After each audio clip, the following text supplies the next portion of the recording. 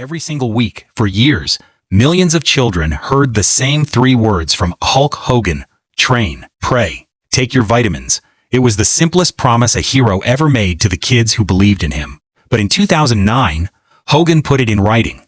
In his own autobiography, published by St. Martin's Press, he wrote that while he was delivering that message week after week, he was using steroids. He called it a little bit hypocritical. That single documented sentence is the beginning of a story that takes 14 years to fully tell. And the question it raises: how does the most trusted man in professional wrestling history look back at that contradiction? Is one Hogan answered himself, in his own words, across three separate documented moments: his written admission, his sworn court testimony, and a television lie that he later called the biggest mistake of his life. To understand what was at stake, you need to understand what Hulk Hogan actually built. Terry Gene Bollea was born in Augusta, Georgia on August 11, 1953. He grew up in Tampa, Florida, the son of a construction foreman. He played bass guitar. He worked as a bank teller. He wanted nothing to do with fighting. In his own autobiography, Hogan wrote that he was only attracted to professional wrestling after discovering it was predetermined, because if it had been a real fight, he never would have gone near it. But a chain of documented events changed his path. Wrestlers Jack and Gerald Briscoe spotted him performing in a Tampa bar in 1976 and connected him with trainer Hiro Matsuda. Matsuda's training, documented by Hogan as brutal and physically punishing, produced a performer who debuted professionally in August 1977. By his own documented account in Hollywood, Hulk Hogan, his first autobiography, steroid use began around the same period, the mid-1970s. The career and the chemical enhancement grew together from the start. On January 23, 1984, Hulk Hogan defeated the Iron Sheik at Madison Square Garden before 26,292 documented fans and won the WWF World Heavyweight Championship. What followed across the next 5 years is the documented record of professional wrestling becoming something it had never been before. Hogan headlined 8 of the first 9 WrestleManias. His first title reign lasted 1,474 days, the third longest in the title's history. On March 29, 1987, he stood in the Pontiac Silverdome before 93,173 documented people and body-slammed Andre the Giant. According to his second autobiography, slamming Andre, who weighed close to 500 pounds at the time, tore all the muscles in his back. He finished the match anyway. Throughout all of it, every Saturday morning promo, every television appearance, every arena in every city, the message to children never changed: train, pray, take your vitamins. Drop a like if you grew up hearing that message. The documented story of what was happening behind it starts right now. Here is the first curiosity loop the documented record opens. Did Hulk Hogan believe his own message? The answer requires going back to 1991, the year the first documented public challenge to the Hulkamania story arrived. WWF ringside physician Dr. George Zahorian III was convicted of illegally distributing anabolic steroids, with documented evidence connecting him to multiple WWE wrestlers, including Hogan. The pressure was significant.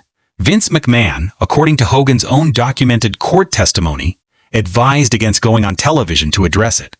Hogan went anyway. On the Arsenio Hall show in 1991, directly asked about steroid use, Hulk Hogan looked into the camera and said, documented verbatim in Wikipedia and multiple outlets, I train 20 years 2 hours a day to look like I do.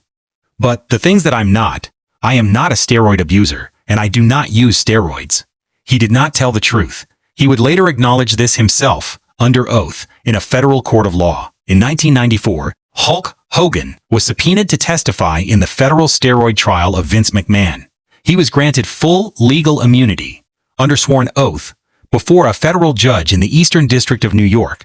Terry Bollea admitted to using anabolic steroids for approximately 14 years. The documented court transcript, available at angelfire.com, edl2, Spiritaholics I for Hogan.html, confirms the specific exchanges.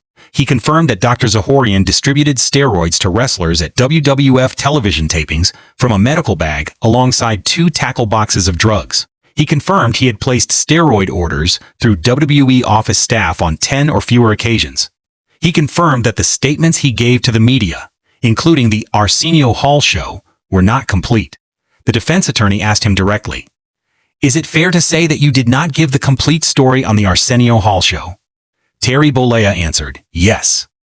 The man who had told millions of children to take their vitamins had just confirmed, under penalty of perjury, that he had been using steroids for the better part of 2 decades. McMahon was found not guilty.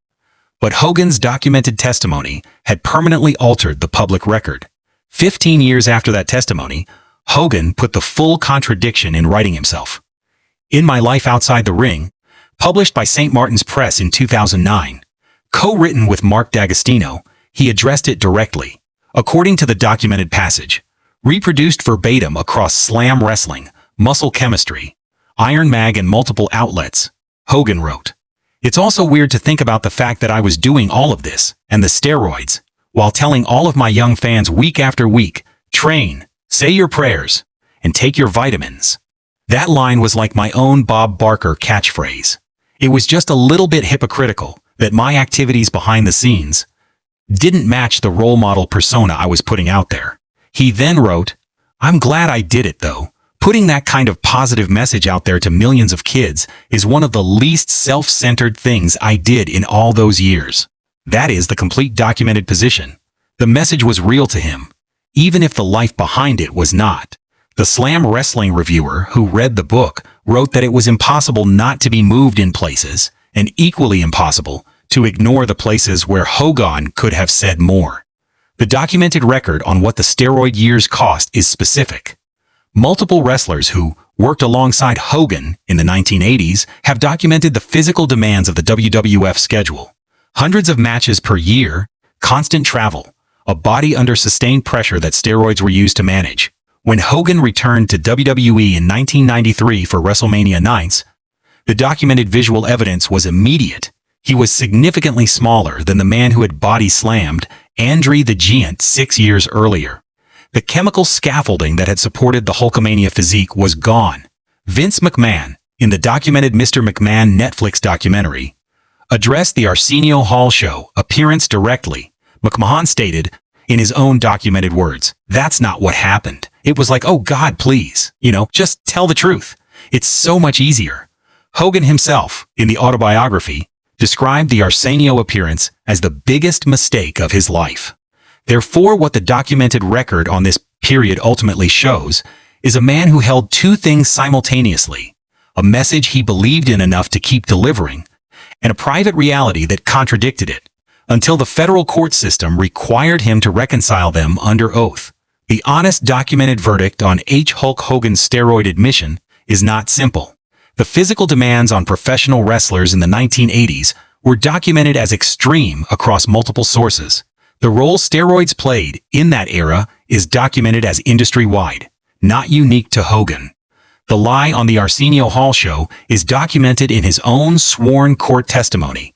The written acknowledgement in the autobiography is documented in his own published words. And the framework he built around that lie, the message to children, the Make-A-Wish visits, the 93,173 people in Pontiac, is also documented and real. Hulk Hogan told kids to train, pray, and take their vitamins.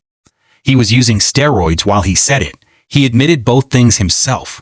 The contradiction, and the belief that the message still mattered despite it. Therefore, the documented record on who Hulk Hogan was does not resolve into a simple verdict. What it resolves into is the documented account of a man who built something real on a foundation he could not fully defend, and who, eventually, said so himself. He built a generation on a message he couldn't live, and told the truth about it anyway.